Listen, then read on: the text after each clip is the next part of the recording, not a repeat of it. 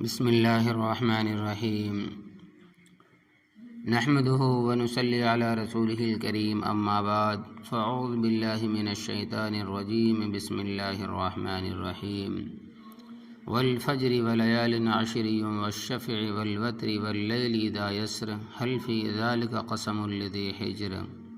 صدق اللہ العظیم۔ میرے قابل احترام عزیزوں اور دوستوں، چونکہ آئندہ جمعہ سے پہلے شب برات آنے والی ہے، تو مناسب معلوم ہوتا ہے کہ شب برات سے متعلق نبی کریم صلی اللہ علیہ وسلم کے جو ارشادات ہیں ان کا خلاصہ بیان کر دیا جائے، تاکہ ہم اس مبارک راتوں کی اہمیت کو سمجھیں اور پھر اللہ تبارک و تعالیٰ اپنے فضل و کرم سے ہم کو یہ بابرکت نظرات نصیب فرمائے، اور ہم زیادہ سے زیادہ اس رات میں عبادت کر کے، ذکر کر کے، تلاوت کر کے اور نوافل پڑھ کر اللہ تبارک و تعالیٰ کی رضا حاصل کرنے کی کوشش کریں، اور جو اجر و ثواب اس مبارک رات میں اللہ تبارک و تعالیٰ کی جانب سے دیے جانے کا وعدہ کیا گیا ہے اس کے حاصل کرنے کی بھرپور کوشش کی جائے۔ اللہ تبارک و تعالیٰ اپنی رحمت سے ہم سب کو توفیق عطا فرمائے۔ حضرت معاذ ابن جبل رضی اللہ تعالیٰ عنہ سے روایت ہے کہ نبی کریم صلی اللہ علیہ وسلم نے فرمایا کہ پانچ راتیں برکت والی راتیں ہیں، جو لوگ ان راتوں کو ذکر کے ذریعے، عبادت کے ذریعے زندہ رکھیں گے، یہ نہیں کہ ان راتوں میں بیدار رہیں گے، عبادت کریں گے، نوافل پڑھیں گے، ذکر کریں گے، تسبیح پڑھیں گے، اللہ تبارک و تعالیٰ سے دعا و استغفار مانگیں گے اور دیگر اعمال و صالحہ کر کے اس رات کو شب بیداری میں گزاریں گے، تو ان کے لیے جنت واجب ہو جائے گی۔ اور پھر فرمایا کہ وہ 5 عبادت کی راتیں ہیں۔ نمبر 1 8 ذی الحجہ کی رات، نمبر 2 9 ذی الحجہ کی رات، نمبر 3 10 ذی الحجہ کی رات یعنی بقرعید کی رات، نمبر 4 عید الفطر کی رات، اور نمبر 5 شعبان کی 15ویں رات۔ یہ 5 راتیں مبارک راتیں ہیں۔ جو شخص ان مبارک راتوں میں اللہ تبارک و تعالیٰ کی بارگاہ میں حاضر ہوگا اور ذکر و دعا میں، نوافل اور عبادت میں مصروف ہوگا، اللہ تبارک و تعالیٰ کی اس کے اوپر نظر خاص ہوگی اور رحمت خاص ہوگی، اور اللہ تبارک و تعالیٰ اس کے لیے جنتی ہونے کا فیصلہ فرما دیں گے۔ دوسری روایت میں حضرت معاویہ رضی اللہ تعالیٰ عنہ سے روایت ہے کہ نبی کریم صلی اللہ علیہ وسلم نے فرمایا کہ جب شعبان کی 15ویں رات ہوتی ہے تو اللہ تبارک و تعالیٰ اپنی ساری مخلوق کی طرف خاص نظر کرم فرماتے ہیں۔ اللہ تبارک و تعالیٰ ساری مخلوق کو بخش دیتے ہیں سوائے 2 آدمیوں کے۔ اور دوسری روایت میں ہے کہ 5 آدمیوں کا ذکر ہے۔ دونوں حدیثوں کو ملاؤ تو حاصل یہ نکلے گا کہ سوائے 7 آدمیوں کی باقی ساری مخلوق کی اللہ تبارک و تعالیٰ مغفرت فرما دیتے ہیں۔ وہ 7 آدمی ایسے بد نصیب ہے اور ایسے سنگین گناہ کے اندر مبتلا ہے کہ وہ اس مغفرت اور بخشش کے موسم بہار میں بھی اللہ تبارک و تعالیٰ کی رحمت خاص سے محروم ہو جاتے ہیں۔ تو ان 7 آدمیوں میں سے ایک وہ آدمی ہے جو العیاذ باللہ اللہ تبارک و تعالیٰ کی ذات و صفات میں کسی اور کو شریک ٹھہراتا ہے، شریک کرتا ہے، ساجھا کرتا ہے، جس کو ہم مشرک کہتے ہیں، جس کو اللہ تبارک و تعالیٰ مشرک کہتا ہے۔ خدا نہ خواستہ جو آدمی شرک کے گناہ عظیم میں مبتلا ہے وہ اس رات میں بخشا نہیں جائے گا۔ اس کا مطلب یہ ہے کہ جتنے بھی کفار اور مشرکین ہیں وہ سارے کے سارے اللہ تبارک و تعالیٰ کی اس رحمت خاص سے محروم ہو جاتے ہیں۔ بعض مسلمان بھی ایسے شرکی اعمال میں مبتلا ہو جاتے ہیں، جیسے وہ لوگ جو بزرگوں کے مزاروں پر جاتے ہیں، ان مزاروں پر جا کر ان بزرگوں کی قبر پر سجدہ کرتے ہیں، رکوع کرتے ہیں، ان سے براہ راست مانگتے ہیں، اور اس بزرگ سے براہ راست مخاطب ہو کر کہتے ہیں کہ ہمیں بیٹا دیجئے، ہمیں روزی دیجئے، ہماری فلاں مشکل حل کر دیجئے، ہمارا فلاں کام ہو جائے، ان کی منتیں مانتے ہیں، ان پر چادر چڑھاتے ہیں، ان پر چڑھاوا چڑھاتے ہیں، پھر ان سے براہ راست کہتے ہیں کہ اگر آپ نے ہماری بگڑی بنا دی تو ہم آپ کے مزار پر چادر یا دیگ چڑھائیں گے، اگر آپ نے میرا فلاں کام کر دیا تو میں مزار کے مجاورین کی دعوت کروں گا۔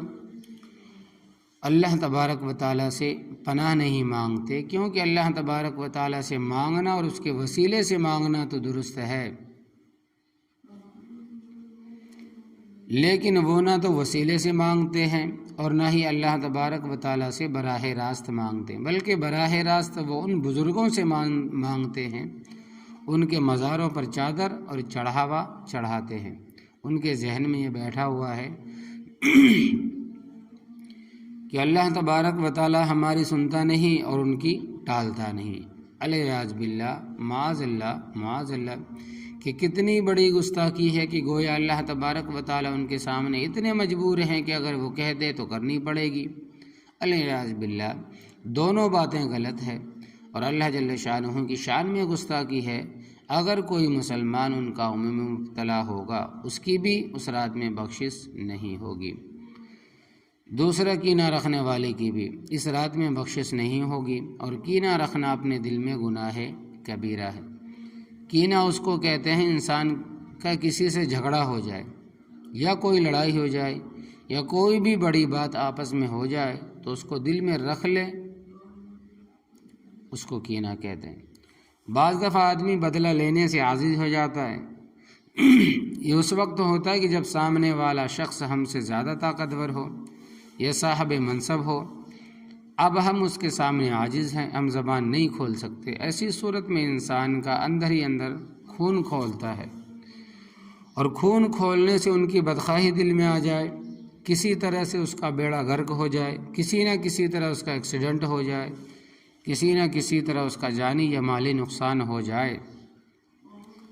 انتقام کا جذبہ پیدا ہوتا ہے۔ اس بدخواہی کا نام ہی کینہ ہے، اور یہ کینہ بہت بڑا گناہ ہے، اور ایسی مبارک رات میں بھی ایسے آدمی کی بخشش نہیں ہوتی۔ اس کینے سے بچنے کے دو ہی راستے ہیں،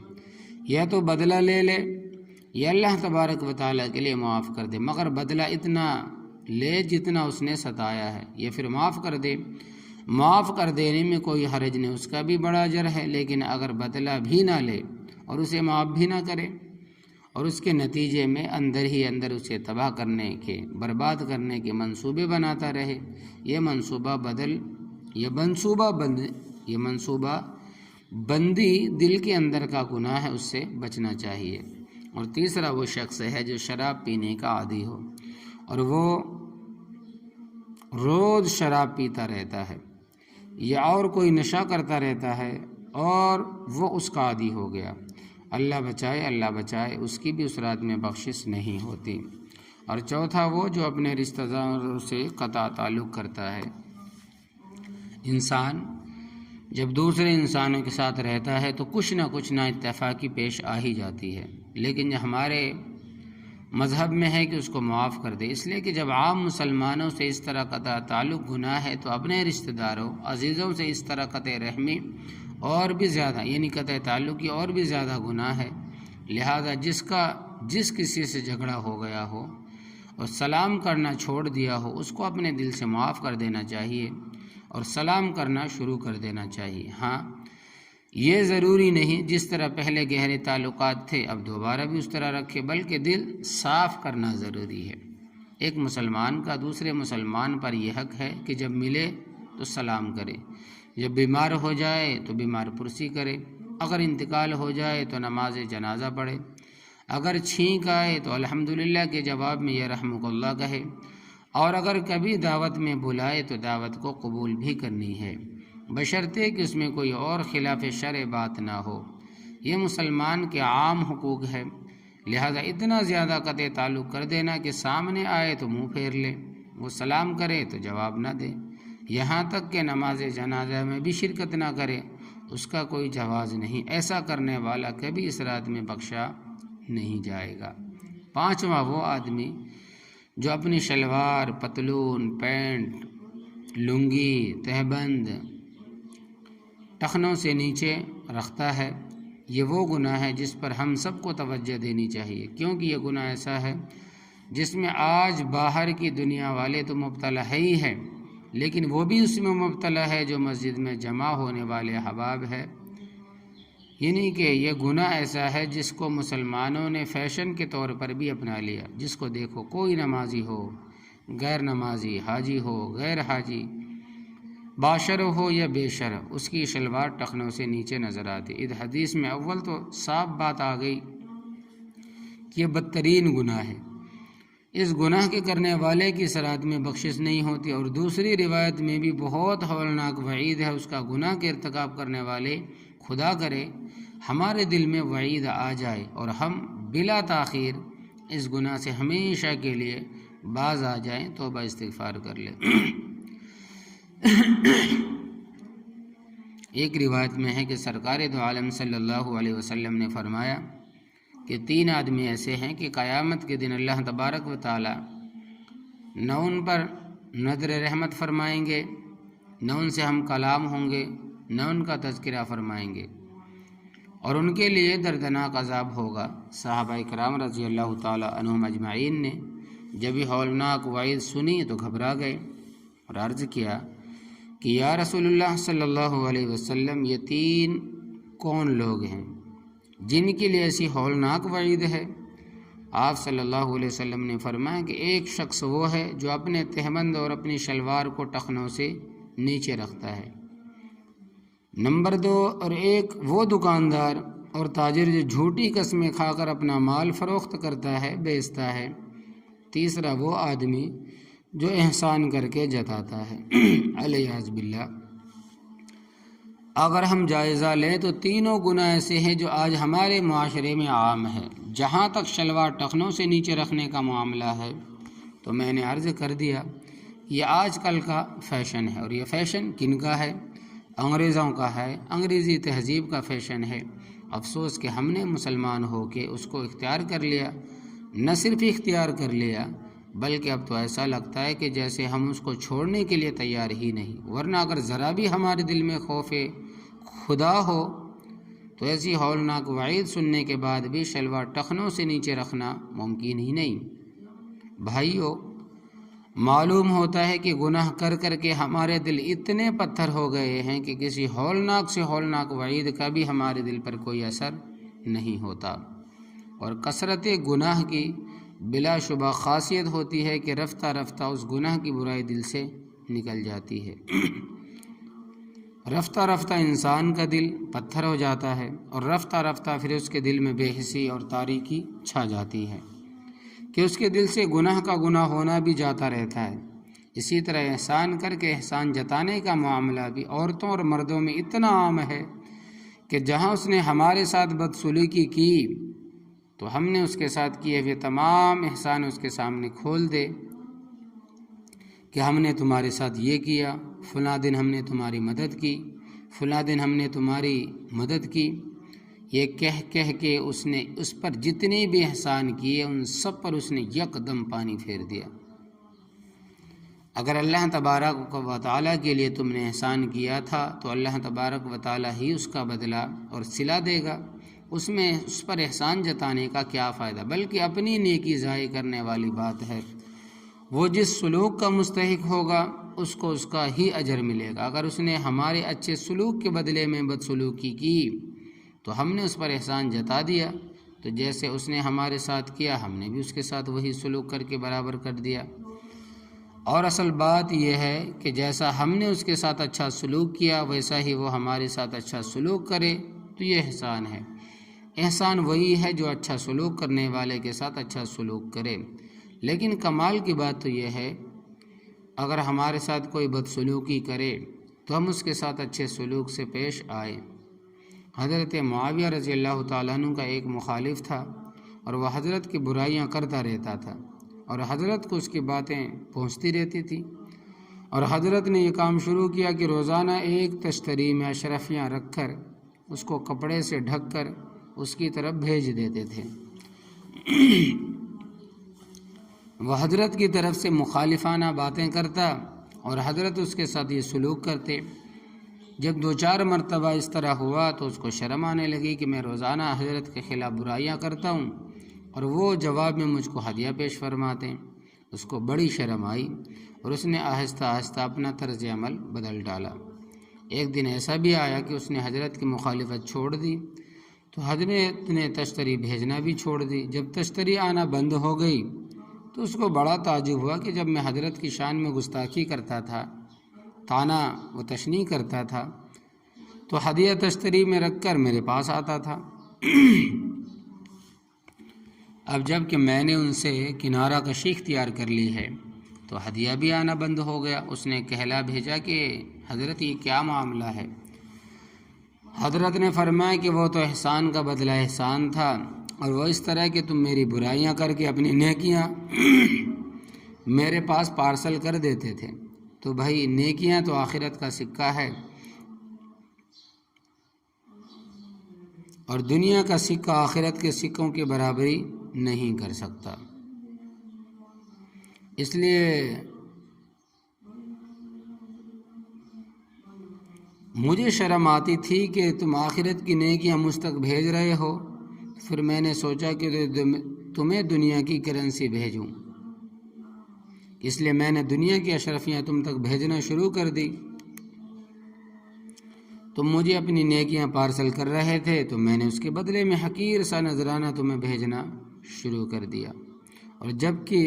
تم نے اپنی نیکیاں مجھے دینا چھوڑ دی تو میں نے بھی بدلہ دینا چھوڑ دیا۔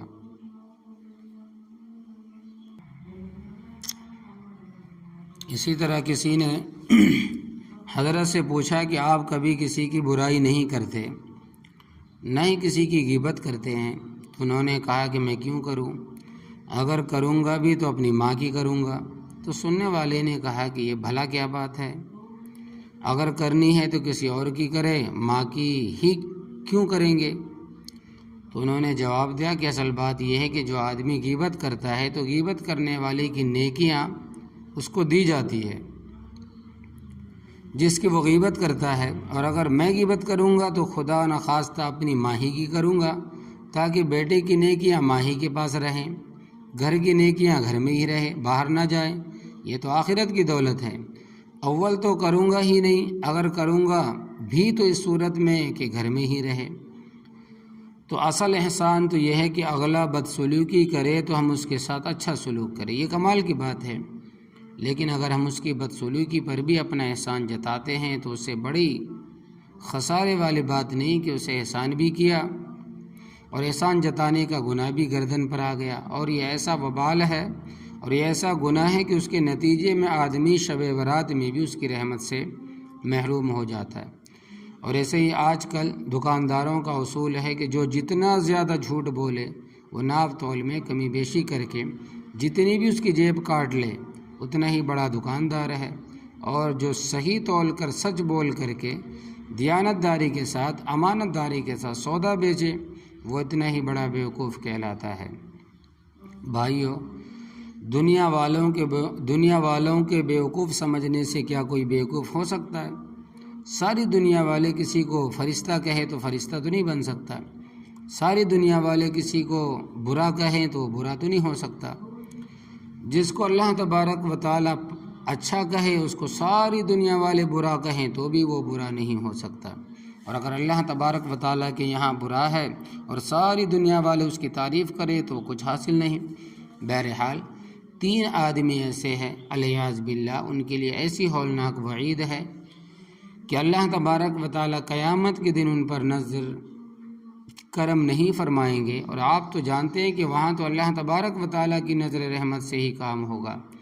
اللہ پاک ان سے بھی ہم کلام بھی نہیں فرمائیں گے جو ہر مومن کے دل کی آرزو ہے،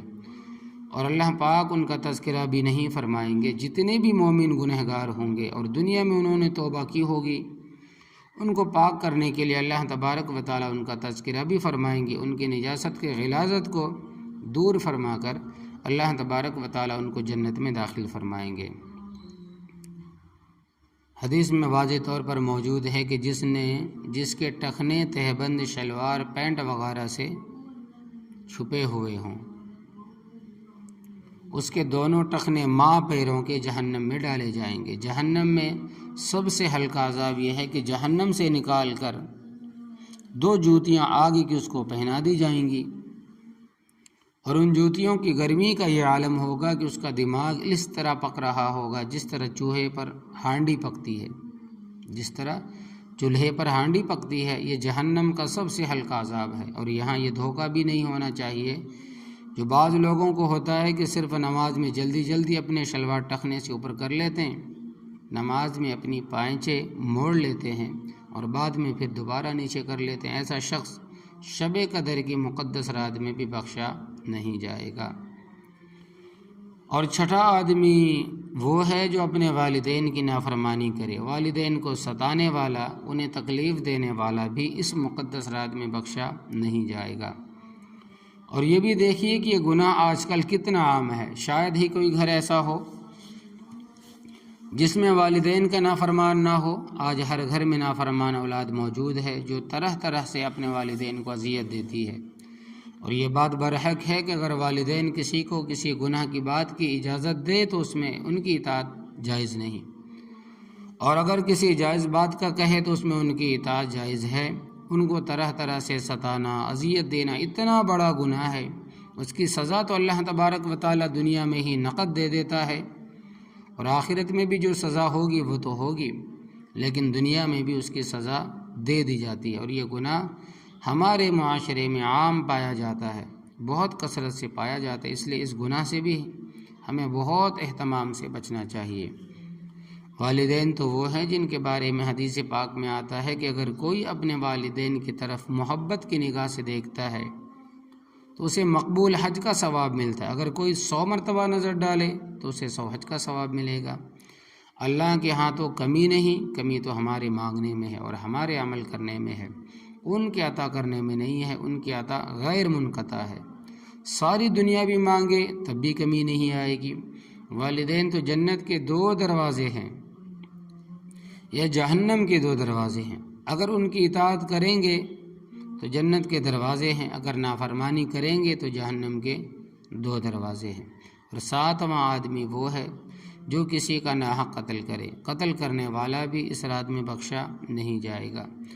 بہرحال یہ وہ 7 آدمی ہیں جو اس مقدس رات میں بھی بخشے نہیں جائیں گے۔ جو شخص ان گناہوں میں مبتلا ہوگا وہ اس مقدس رات میں بھی اللہ تبارک و تعالیٰ کی مغفرت عام سے دور ہوگا۔ اور اگر کوئی اس رات کے آنے سے پہلے صدقہ دے دے، توبہ کر لے، اس بات کا تہیہ کرے کہ شلوار ٹخنوں سے اوپر رکھے گا، والدین کو راضی کر لے گا، ان سے معافی مانگ لے گا، اسی طرح دوسرے گناہوں سے بھی توبہ کرے گا، معافی مانگ لے گا، تو انشاءاللہ تبارک و تعالیٰ اس کی مغفرت ہو جائے گی، بخشش ہو جائے گی۔ تو مغفرت اس وقت تک نہ ہوگی جب تک وہ ان سے معافی میں نہ مانگ لے،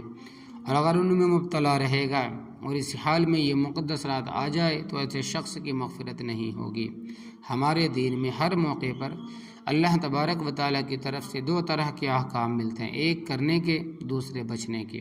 جو کرنے کے ہیں ان کو او امرا کہتے ہیں، اور جو بچنے کے ہیں انہیں نواہی کہتے ہیں۔ ہر موقع پر آپ کو یہ 2 چیزیں ملیں گی، اور جب ہم کرنے کا کام بجا لائیں گے اور بچنے کے کاموں سے اپنے آپ کو بچا لیں گے تب اللہ تبارک و تعالیٰ کی رضا ملے گی۔ اکثر ایسا ہوتا ہے کہ فضائل سننے کے بعد آدمی ان اعمال کو انجام دینے لگتا ہے جن کی فضیلت سنتا ہے، اور بلا شبہ ان اعمال کو انجام دینا باعث اجر ہے، لیکن اس کے ساتھ جو پرہیز بتایا گیا ہے وہ پرہیز نہیں کرتے، اور جن گناہوں سے بچنے کا حکم ہے اس سے نہیں بچتے۔ نتیجہ یہ ہوتا ہے کہ ان کو اللہ تبارک و تعالیٰ کی رضا حاصل نہیں ہوتی، اور جب تک اللہ تبارک و تعالیٰ کی رضا حاصل نہیں ہوگی اس وقت تک کامیابی نہیں ہوگی، اس وقت تک فلاح نصیب نہیں ہوگی۔ فلاح اسی پر موقوف ہے کہ جو کام گناہ کے ہیں ان سے اپنے آپ کو بچائے، اور جو کام کرنے کے ہیں انہیں انجام دے۔ دوسری حدیث میں حضرت عائشہ رضی اللہ تعالی عنہ فرماتی ہیں کہ ایک رات جب میں اٹھی تو میں نے نبی کریم صلی اللہ علیہ وسلم کو گھر میں نہیں پایا، تو میں آپ صلی اللہ علیہ وسلم کی تلاش کرنے کے لیے گھر سے نکلی، اور تلاش کرتے کرتے جنت البقیع میں پہنچی۔ وہاں میں نے نبی کریم صلی اللہ علیہ وسلم کو موجود پایا، اور جب آپ صلی اللہ علیہ وسلم کے قریب ہوئی تو آپ صلی اللہ علیہ وسلم نے مجھے پہچانا تو فرمایا کہ تمہارا خیال ہے اللہ اور اس کا رسول تجھ پر ظلم کریں گے اور تیری باری ہوتے ہوئے کسی اور اہلیہ محترمہ کے پاس چلا گیا ہوں گا۔ حضرت عائشہ رضی اللہ تعالیٰ عنہ فرماتی ہیں کہ مجھے ایسا ہی خیال گزرا تھا۔ آپ صلی اللہ علیہ وسلم کسی اور اہلیہ کے یہاں تشریف لے گئے، فرمایا کہ ایسی بات نہیں، ایسا کیسے ہو سکتا ہے؟ تو اصل بات یہ ہے کہ آج شعبان کی 15ویں رات ہے اور دعا کی رات ہے، اور اللہ تبارک و تعالیٰ اپنے بندوں پر خاص نظر کرم فرماتے ہیں، مغفرت فرماتے ہیں، اور قبیلہ بنو کلب کی بھیڑ بکریوں کے جسم پر جتنے بال ہوتے ہیں ان سے زیادہ تعداد میں اپنے بندوں کو دوزخ سے بری فرماتے ہیں اور ان کی مغفرت فرماتے ہیں۔ تو اس حدیث سے معلوم ہوا کہ اس رات میں جاگنا چاہیے اور عبادت بھی کرنی چاہیے، اور اگر کسی کے گھر کے قریب میں ایسا قبرستان ہو جس میں میلہ نہ لگا ہو اور نہ خرافات اور غیر شرعی امور کا ارتکاب ہو رہا ہو، تو کبھی کبھار اس مبارک رات میں نبی کریم صلی اللہ علیہ وسلم کے اتباع میں قبرستان میں جلے جانا بھی باعث ثواب ہے، باعث سعادت ہے۔ لیکن آپ صلی اللہ علیہ وسلم کی حیات طیبہ میں ہر سال یہ رات آئی ہے، ان میں صرف ایک مرتبہ آپ صلی اللہ علیہ وسلم گئے ہیں، اس لیے ہمیں بھی بہت زیادہ اس کو ضروری نہیں سمجھنا چاہیے۔ قبرستان چاہے گھر سے کتنا ہی دور ہو یا وہاں برائیوں کا ارتکاب ہو رہا ہو یا میلہ لگا ہوا ہو، لیکن جانا ضروری ہے، اس سے بچنا چاہیے اور احتراز کرنا چاہیے۔ ہندوستان کے اکثر لوگوں کا یہ حال ہے کہ جیسے ہی شب برات شروع ہوئی اور مغرب سے دیگیں ٹھٹا جانا شروع ہوئی اور لوگوں نے بھی جانا شروع کر دیا، وہاں میلہ لگا ہوا ہوتا ہے، عورتیں اور مردوں کا اختلاط ہوتا ہے، اور کتنے شرک امور قبروں کے اوپر مزاروں کے اوپر ہوتے ہیں، یہ بھی حد سے تجاوز ہے اور بلا تاخیر اس سے ہر وقت بچنا چاہیے۔ اللہ تبارک و تعالیٰ کا بڑا کرم ہے کہ ہمارے دارالعلوم میں ایسا قبرستان ہے کہ ہر قسم کے منکرات سے پاک ہے۔ عشاء کی نماز پڑھو اور چلے جاؤ، یہ اللہ تبارک و تعالیٰ کا احسان ہے۔ دوسری حدیث میں حضرت عائشہ رضی اللہ تعالیٰ عنہ فرماتی ہیں کہ نبی کریم صلی اللہ علیہ وسلم نے دریافت کیا، عائشہ، اے عائشہ، تم کو معلوم ہے کہ اس رات میں کیا ہوتا ہے؟ آپ رضی اللہ تعالیٰ عنہا نے فرمایا کہ آپ ہی بتائیں کہ کیا ہوتا ہے۔ آپ صلی اللہ علیہ وسلم نے فرمایا کہ آئندہ سال پیدا ہونے والے بچوں کے نام لکھ دیے جاتے ہیں، اور ہر اس آدمی کا نام لکھ دیا جاتا ہے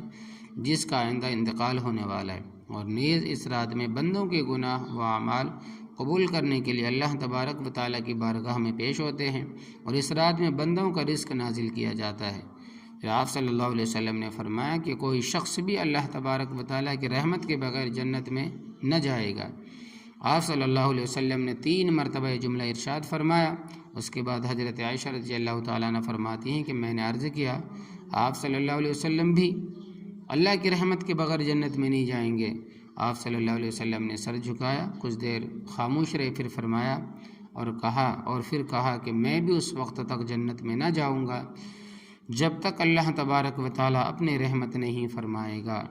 میں بھی اللہ تبارک و تعالیٰ کی رحمت کے بغیر جنت میں نہیں جاؤں گا۔ تو لہٰذا بزرگوں، دوستو، اس بات کو آپ صلی اللہ علیہ وسلم نے 3 مرتبہ فرمایا۔ آپ اللہ تبارک و تعالیٰ کی رحمت نیک کام کرنے سے اور گناہوں سے پرہیز کرنے سے ہوتی ہے۔ جب دونوں باتیں جمع کریں گے تو اللہ تبارک و تعالیٰ کی رحمت اپنے آغوش میں لے لے گی۔ روایت میں ہے کہ حضرت علی رضی اللہ تعالیٰ عنہ سے نبی کریم صلی اللہ علیہ وسلم نے فرمایا کہ جب شعبان کی 15ویں رات ہو تو تم نماز میں کھڑے رہو اور 15ویں رات کو گزار کر صبح کا روزہ رکھو، اور فرمایا کہ اس رات میں مغرب کے وقت سے ہی اللہ تبارک و تعالیٰ کی طرف سے اعلانات کیے جاتے ہیں کہ کوئی ہے ہم سے بخشش کا مانگنے والا، ہم اس کو اپنی بخشش عطا کریں، کوئی ہے توبہ کا کرنے والا کہ میں اس کی توبہ کو قبول کروں، کوئی ہے صحت مانگنے والا اس کو صحت عطا کر دیں، کوئی ہے روزی مانگنے والا اس کو روزی عطا کر دیں۔ یہ اعلانات مغرب سے لے کر صبح صادق تک ہوتے رہتے ہیں۔ یہ اعلانات ویسے ہر روز اور رات کے آخر حصے میں ہوتے ہیں۔ رات کے آخر حصے میں جب تہجد کا وقت ہوتا ہے اس وقت بھی اللہ تبارک و تعالیٰ کی طرف سے ملائکہ یہ اعلان کرتے ہیں، لیکن اس وقت رات میں ملائکہ مغرب ہی سے اعلان شروع کر دیتے ہیں، کیونکہ غروب آفتاب سے بھی یہ رات شروع ہو جاتی ہے۔ تو اس سے ثابت ہوا کہ یہ رات جاگنے کی ہے، عبادت کی ہے، اور صبح کا نفلی روزہ بھی ہے۔ اور اس رات میں ہم کو اپنی استعداد کے مطابق عبادت کرنی چاہیے۔ کچھ لوگوں کے اندر مشہور ہے کہ پہلی رکعت میں اتنی مرتبہ قل ہو اللہ پڑھے، دوسری رکعت میں اتنی مرتبہ قل ہو اللہ پڑھے، ایسی کوئی بات ثابت نہیں ہے، اور بغیر ضروری سمجھے اس طرح پڑھ لے تو کوئی حرج نہیں، لیکن ایسا سمجھنا کہ اس طرح پڑھنا چاہیے اور اس رات میں ان نوافل کے پڑھنے کا یہی طریقہ ہے اور اس طریقے سے پڑھنے کا زیادہ ثواب ہے، تو یہ منع ہے، ان سے بچنا ضروری ہے۔ اور جس طریقے سے عام نفلیں پڑھتے ہیں اسی طرح نفلیں پڑھنی چاہیے، مگر اس میں قیام، رکوع، سجود لمبے کریں، جتنا بھی لمبا کر سکتے ہیں۔ نبی کریم صلی اللہ علیہ وسلم کی نفل نمازوں کے اندر قیام، رکوع، سجود طویل ہوتے تھے، ہم اسی سنت پر عمل کرتے ہوئے رکوع اور سجدے لمبے کریں، رکوع اور سجدے کی تسبیحات بڑھا لیں، یہ نہیں کہ عام نمازوں میں ہم 5 مرتبہ پڑھتے ہیں تو فرماتے ہیں کہ 11 پڑھ لے، 13 پڑھ لے، 15 پڑھ لے، 17 پڑھ لے، 19 پڑھ لے، 21 پڑھ لے، جتنے آپ بڑھاتے جائیں تاک۔ ایسے ہی قیام میں قرات بڑھا لیں، نیز قرات کو ٹھہر کر آرام سے پڑھیں تاکہ ہمارا قیام، رکوع اور سجود طویل ہو۔ میں تو یہ عرض کروں گا کہ مغرب سے لے کر عشاء تک مسجد میں نفل اعتکاف کر لیں، جہاں اس میں آسانی سے آپ اوابین پڑھ سکیں گے۔ وہاں ایک فضیلت یہ ہے کہ مغرب سے لے کر عشاء تک مسجد میں اعتکاف کرنے والا اور کسی سے دنیا کی بات نہ کرنے والا، اس کے لیے اللہ پاک جنت میں ایک محل بنا دے گا۔ بس مسجد میں رہے مگر عبادت کرتا رہے، کسی سے باتیں نہ کرے، اور عشاء کی بات کیا ہی اچھا ہو کہ صلاۃ و تسبیح پڑھ لے، کہ وہ بھی اسی حدیث سے ثابت ہے، اور اس رات میں گناہ سے بچ جائے کہ مغفرت کی رات ہے۔ اس کے بعد مسجد میں زیادہ اجتماع نہ کرے، نفل عبادت چھپ کر کرنی چاہیے، اس لیے مسجد میں اکٹھے ہو کر عبادت کرنا بھی ثابت نہیں، اس کا گھر میں اہتمام کرنا چاہیے، اور گھروں میں اپنے بچوں کو بٹھانا چاہیے، ان کو بھی انعام کی ترغیب دے کر ان تسبیحات سے پڑھانی چاہیے۔ سبحان اللہ، الحمدللہ، اللہ اکبر، لا الہ الا اللہ، سارے گھر والے بیٹھ جائیں اور سب اپنے ہاتھ میں تسبیح لے لیں اور بچوں کا انعام مقرر کر دیں۔ جو بچہ 1 تسبیح پڑھے گا اس کو 1 روپیہ انعام ملے گا، جو بچہ 50 پڑھے گا اس کو 50 روپے ہوں گے، جو 100 پڑھے گا اس کو 100 روپے ہوں گے۔ اور سچ مچ دیں، یہ نہیں کہ دکھانے کی نیت سے کہیں، سچ مچ دینے کی نیت سے کہیں اور سچ مچ دے بھی اور سچ مچ دے بھی دیں۔ اگر وہ پڑھ لے اس طریقے سے ان کو معلوم ہو کہ یہ بابرکت والی رات ہے، اس میں عبادت کرنی چاہیے۔ اور اس رات کا خاص عمل تمام عبادتوں کے بعد یہ ہے کہ گڑ گڑا کر دعا کریں، اس لیے کہ اگلے سال کے تمام اہم فیصلے اس مبارک رات میں ہوتے ہیں، یعنی فرشتوں کے حوالے کر دیے جاتے ہیں، اور ادھر دعا کی ترغیب دی گئی، اور دعا وہ مبارک عمل ہے جو خلوص سے کیا جائے۔ تو اللہ تبارک و تعالیٰ تقدیر بدل دیتے ہیں، تو اگر کچھ تقدیری فیصلہ ہماری قسمت میں وہاں کچھ اور لکھے جاتے ہیں، اور دعا کرنے والا وہ بدلوا سکتا ہے، اس لیے گڑ گڑا کر اپنے لیے، اپنے والدین کے لیے، اپنے اہل و عیال کے لیے خوب جی بھر کے دعا مانگے، اور آخر میں یہ دعا مانگنا نہ بھولیں، ایک عافیت کی دعا مانگنا نہ بھولیں، کہ اللہ میری والدین کو، میرے اہل و عیال کو، سارے احباب کو، پوری امت مسلمہ کو ہر طرح کی عافیت عطا فرما، ہر لمحہ عافیت کی دعا مانگی، عافیت سے بڑھ کر کوئی دعا نہیں ہو سکتی۔ دوسری جامع دعا جو نبی کریم صلی اللہ علیہ وسلم سے منقول ہے، جس کا خلاصہ یہ ہے کہ یوں دعا کرے، یا اللہ، نبی کریم صلی اللہ علیہ وسلم نے دنیا و آخرت کی جتنی بھلائیاں آپ سے مانگی ہمیں عطا فرما دے، جو بھی پناہ مانگی ہے یا اللہ ہم سب کو پناہ دے دے، اور عشاء کی نماز بھی باجماعت تکبیر اولیٰ کے ساتھ ادا کرے، اسی طرح فجر کی نماز بھی تکبیر اولیٰ کے ساتھ ادا کرے۔ ساری رات جاگنا ضروری نہیں، جب تھک جائے تو سو جائے، لیکن عشاء کی نماز باجماعت پڑھے۔ حضرت عثمان ابن عفان رضی اللہ تعالیٰ عنہ نے فرمایا کہ جو شخص عشاء کی نماز باجماعت ادا کرتا ہے تو اللہ تبارک و تعالیٰ اس کو آدھی رات جاگ کر عبادت کرنے کا ثواب عطا فرماتے ہیں، اور اگر فجر کی نماز باجماعت ادا کرتا ہے تو اللہ تبارک و تعالیٰ اس کو بھی آدھی رات جاگ کر عبادت کرنے کا ثواب عطا فرماتے ہیں۔ اسی طرح فجر اور عشاء کی نماز باجماعت ادا کرنے والا ساری رات جا کر عبادت کرنے والوں میں لکھ دیا جاتا ہے۔